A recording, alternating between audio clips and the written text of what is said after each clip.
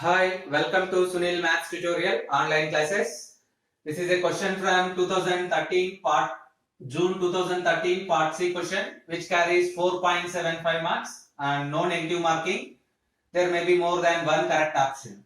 Observe that an subset are equivalent to R and Xn maps R into 0, 1 be a function such that Xn of x is equals to 0 if x does not belong to an, 1 if x belongs to an.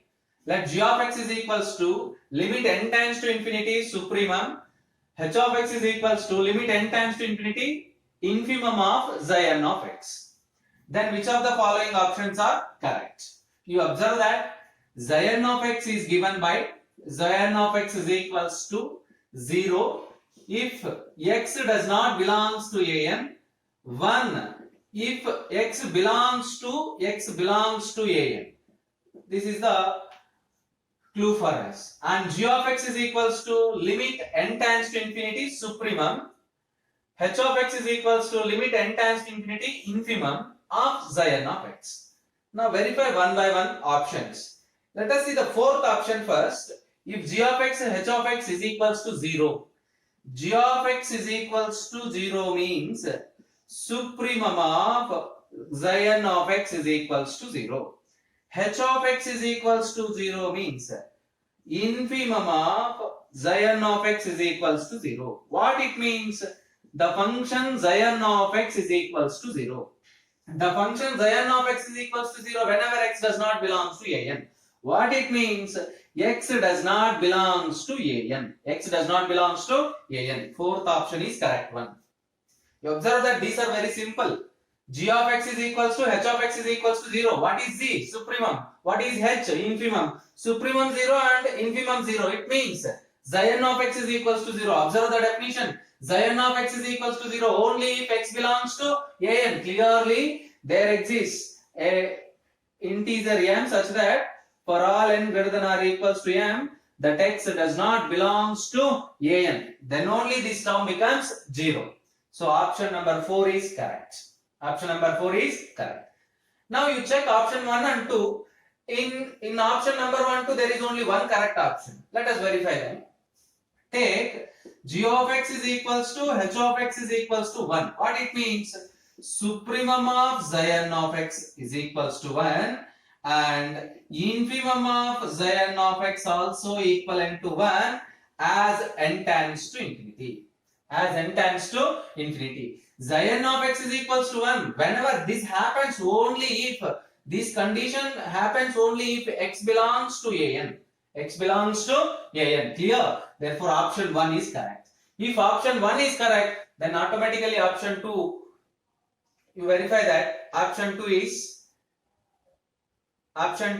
is wrong. If supremum is equals to 1 and infimum is equals to 0. If supremum is equals to 1 and supremum is equals to 0, then clearly Xn of x 0 if x does not belong to an, 1 if x belongs to an. But he given that x belongs to an for all n greater than or equals to n. That's why option 2 is wrong. You have to verify option 3. Option 3. What is option 3? You observe that again.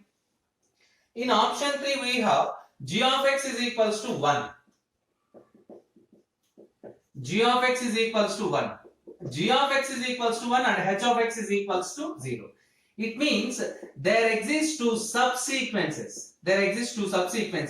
Xnk, Xnr of Xn. There exist two subsequences Xnk and Xnr of Xn such that one converges to first subsequence converges to 1, second subsequence converges to 0. Xnk converges to 1 and Xnr converges to 0. There are two subsequences, one converges to 1, the second one converges to 0. Take Xnk, the subsequence Xnk converges to 1. If the subsequence Xnk converges to 1 means there exists distinct positive integers n1, n2, and so on, such that clearly there is an element x belongs to an. X belongs to an. So option 3 is also correct, and option 4 already we prove that it is correct option. In case of option 2, we clearly observe that g of x is equals to 1 and h of x is equals to 0. There is only one. There is only for all n greater than or equals to m gives a contradictive condition. In case of option number 3, there are some terms n1, n2, and so on which are distinct. According to one subsequence, there is an x belongs to an. You observe that here for all n greater than or equals to m is a contradictive condition. That's why option 2 is wrong.